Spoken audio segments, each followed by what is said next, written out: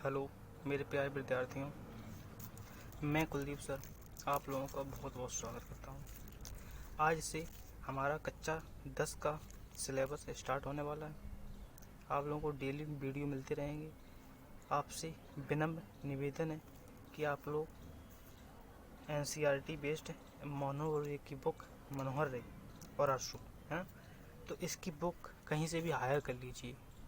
Book seller की दुकानें खुलने लगी हैं, आप वहाँ जा सकते हैं, है ना। तो वहाँ से गणित की कक्षा 10 की मनोहर रे की बुक खरीद लीजिए आप लोग, इससे काफ़ी फ़ायदा होगा आप लोगों को, है ना। लेनी तो पड़ेगी वैसे भी, तो ठीक है। तो आज से स्टार्ट करेंगे हम लोग, तो चलेंगे अपने चैप्टर पे। डेली आप लोग वीडियो देखते रहिए और एक कॉपी बना लीजिए अपनी कोर्स की, जिससे कोर्स कंप्लीट करा सके। दो काफ़ी जब तक लॉकडाउन बना रहेगा तब तक काफ़ी कोर्स हो जाएगा, है ना। तो कोई पता भी नहीं कब तक खुलेगा लॉकडाउन, तो कॉपी बना लीजिए आप लोग अपनी, तो काफ़ी सिलेबस भी हो जाएगा आपका अपना, है ना। तो पढ़ते रहिए। तो चैप्टर का नाम है पहला वास्तु संख्या। वास्तु संख्या क्या होती है? रियल नंबर, पहले ही जानते हो आप लोग, बता भी रखा है क्या होती है वास्तु संख्या। सभी संख्याएं, चाहे वो परमेय हो चाहे अपरमेय, वो सभी संख्याएं वास्तु संख्या कहलाती हैं। परमेय संख्या क्या होती है? ऐसी संख्या जिसे हम p/q के रूप में लिख सकते हैं, और अपरमेय संख्या जिसे हम p/q के रूप में नहीं लिख सकते। हमने बता भी रखा है क्लास में। तो 9th में आप लोगों को समक संख्या पढ़ी रखी हैं। तो परमेय संख्या, वास्तु संख्या। चलो 1A एक्सरसाइज पे चलते हैं। ये है 1A, अपनी एक्सरसाइज बने दिखाई दे रहा है साफ। तो 1A क्या लिखा हुआ है? निम्नलिखित संख्याओं का HCF ज्ञात करने के लिए यूक्लिड विभाजन एल्गोरिथम का प्रयोग कीजिए। HCF है, HCF और LCM ये है। तो LCM HCF जानती हो आप लोग पहले ही से। तो HCF क्या होता है? HCF का फुल फॉर्म होता है HCF। HCF मतलब हाईएस्ट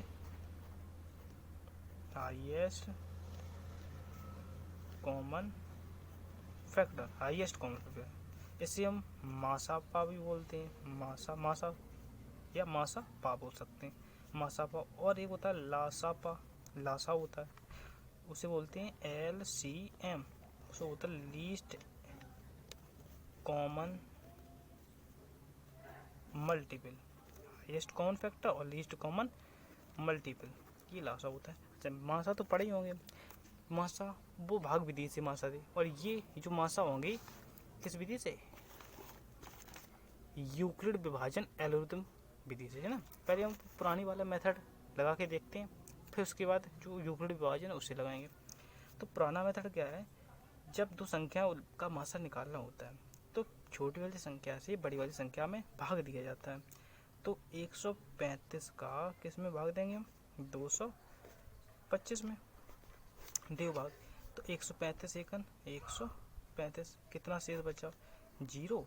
12 में से 3 गया 9, 90 शेष बचा, एक में देखिए 0, 90। तो क्या करते हैं, मासा में जो शेष बचता है उससे फिर भाग देने लगते हैं। किससे? जिससे हम भाग दे देते हैं उसमें भाग देंगे 135 से भाग देते, उसी में जो शेष पर बचता है उससे भाग देते हैं फिर हम 90, 90 एकम 90, कितना शेष बचा? 45।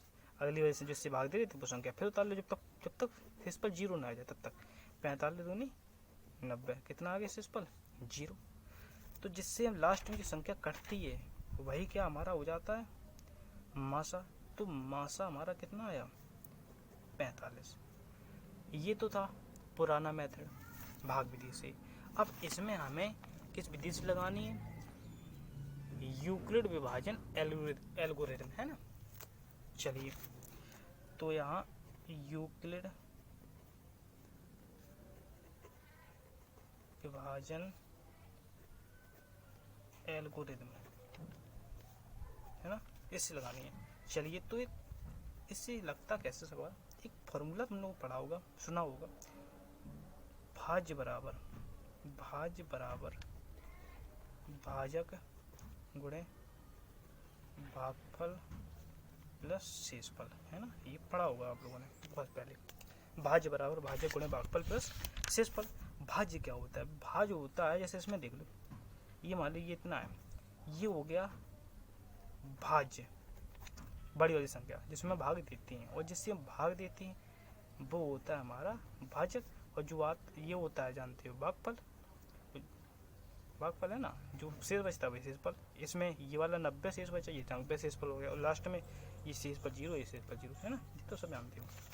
इस विधि से लगाया जाता है। तो भाज्य क्या होता है, जिसमें भाग देने वाले हैं, किसका किसका निकालेंगे, 135 और 225 का।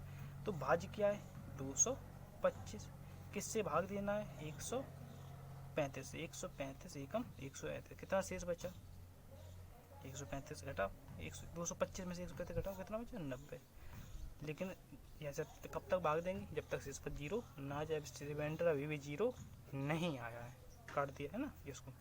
अब शेषफल बचा, तो शेषफल से भाग देंगे, किसमें भाग देंगे, 135 में। तो 135 संख्या फिर उतार ली हमने, तो 135 किससे भाग देना है, 90 से।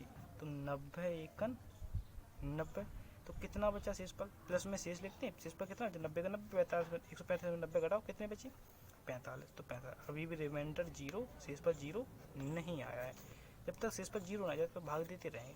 अब किस वाली संख्या फिर उतारनी, कौन संख्या, 90 फिर उतारनी पड़ेगी हमें, 90 किससे भाग देंगे, शेषफल से, 45, 45 दूनी 90, शेषफल कितना आ गया, 0। यहाँ से आर इक्वल टू 0, क्योंकि आर इक्वल टू 0, अतः HCF कितना आएगा, तो HCF हाईएस्ट कॉमन फैक्टर कितना आया, जिससे हम लास्ट में संख्या घटती है वही क्या आ जाता है हमारा HCF या फिर मासा बोल सकते हैं, ठीक है।